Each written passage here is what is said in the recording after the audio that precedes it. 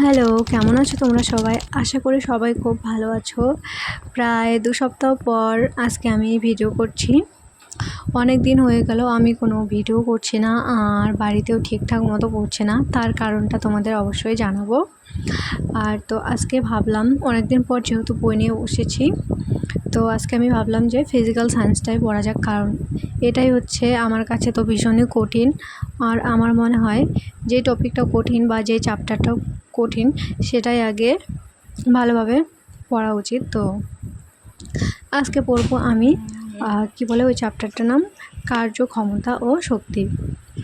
আমাদের ক্লাস কিন্তু অনেকগুলোই করানো হয়েছে। এই কয়দিন আমি ক্লাসও করিনি ঠিকঠাক মতো, তো অনেকগুলো ক্লাস জমে আছে, সেই ক্লাসগুলো। আর আজকে আমি এখানে দুটো বই নিয়ে বসেছি, একটা হচ্ছে ফিজিক্যাল সায়েন্সের টেক্সট বুক আর একটা হচ্ছে এমসিকিউ প্র্যাকটিস সেট। তো এই এমসিকিউ প্র্যাকটিস সেটটা কিন্তু আমি নিয়েছিলাম 2022-এ, সেটা অনেক আগে, যে বছর আমি উচ্চ মাধ্যমিক দিই।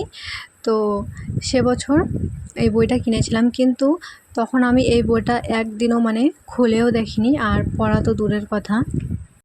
আর তখন যে কি কি বিষয় আছে, কি কি টপিক আছে সেটাও আমি জানতাম না, শুধু এমনি এমনি শখের বসে গিয়ে পরীক্ষায় বসেছিলাম। আর আমি কি করেছিলাম তখন, 100-র মধ্যে 100টা প্রশ্ন তো থাকে, তো 100টার মধ্যে 100টারই অ্যান্সার করে এসেছি আমি।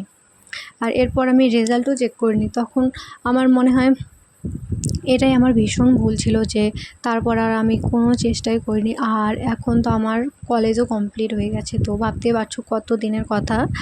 তো আমার মনে হয় আগেই যদি, তখন থেকে যদি ভালোভাবে চেষ্টা করতাম, তাহলে হয়তো এতদিনে চান্স পেয়ে যেতাম। তবে যাই হোক, যেটা হয়নি সেটা বলে আর কি বলো।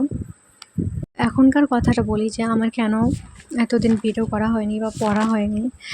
তো পরীক্ষা যখন হয়েছে, পরীক্ষা দিয়েই তো বুঝে গেছিলাম যে এবার আমার রেজাল্ট খারাপ হবে।